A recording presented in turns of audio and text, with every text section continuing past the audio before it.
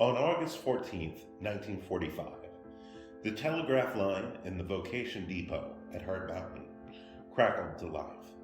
Station Master Richard Mills was there to receive the message. Japan had surrendered. The war was over. Hello, I'm Dakota Russell, Executive Director of the Hart Mountain, Wyoming Foundation. And today I want to talk to you about a very special object in our new exhibit, Dusted Off. And our story today starts with trains. You see, before the United States entered into World War II, there was never any need to put a train station out here in this remote stretch of high desert in northwestern Wyoming. But all that changed in 1942, when the government selected Hart Mountain as a site to incarcerate over 11,000 Japanese Americans from the West Coast.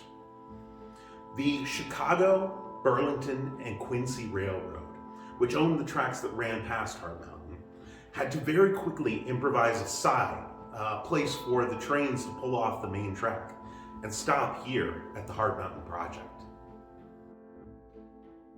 John A. Nelson, one of the administrators at Hart Mountain, wrote in his diary about the arrival of some of the first trains carrying Japanese Americans to Hart Mountain. They frequently pulled up in the middle of the night, and he'd be roused from his bed to go meet them.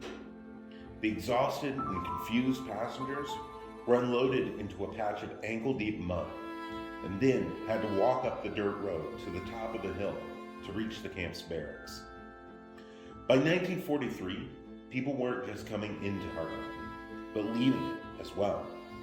The government agreed to let some Japanese Americans seek work in the Midwest. In July, as a response to the increased traffic, the CB&Q built the camp's first train station, dubbed Vocation. Now, there's no record of how the name was chosen, but local legend says that the CB&Q determined to pick a name so boring that no one could possibly ever become attached to it, ensuring that the depot would close without complaint once the war was over. Richard Mills, a station agent at nearby Manderson, Wyoming, was promoted to become the station master of Vocation Depot.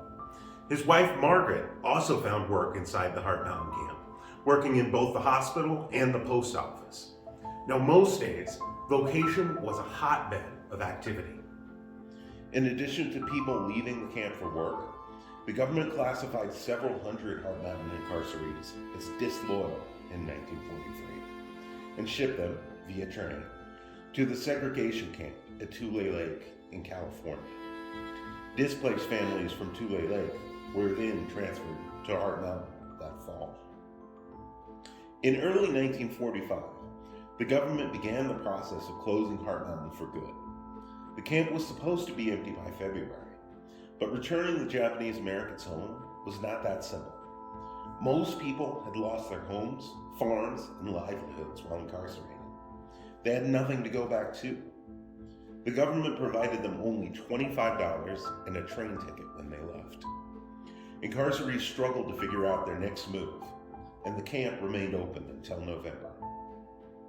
When the war ended on August 14, 1945, some 8,000 people had already departed Hart Mountain. In fact, Richard Mills put 15 newly freed Japanese Americans on the train that very morning. The list of their ultimate destinations illustrates how widely the community scattered in 1945. Some headed west, back to Pasadena, California, and Wenatchee, Washington. Others went east to Chicago and Brooklyn. A handful left for job opportunities in less obvious locales, Rocky River, Ohio, and Kalispell, Montana. When he received the telegram that Japan had surrendered, Mills realized he was witness to history unfolding. And like so many others at Hart Mountain, he also had a personal stake in the news. His son Robert was fighting in the Pacific Theater. No doubt he couldn't wait to tell Margaret that their boy was coming home. But first, there was work to be done. In those days, the station master was responsible for relaying important messages, like this one, to the next station down the line. And so Richard Mills grabbed his trusty telegraph key and tapped out the announcement, sending it out onto the wires and into the world. Then, in his jubilation, he took out his pocket knife and cut the wire, saving the telegraph key as a souvenir. Now, Richard would hold on to that telegraph key for the rest of his life. It didn't return to Hart Mountain until 2019, when his grandson donated it to our permanent collections. The war years were dark and tumultuous for so many. It would take a long time for the clouds to clear completely. But this telegraph key was a symbol of one of the first rays of light.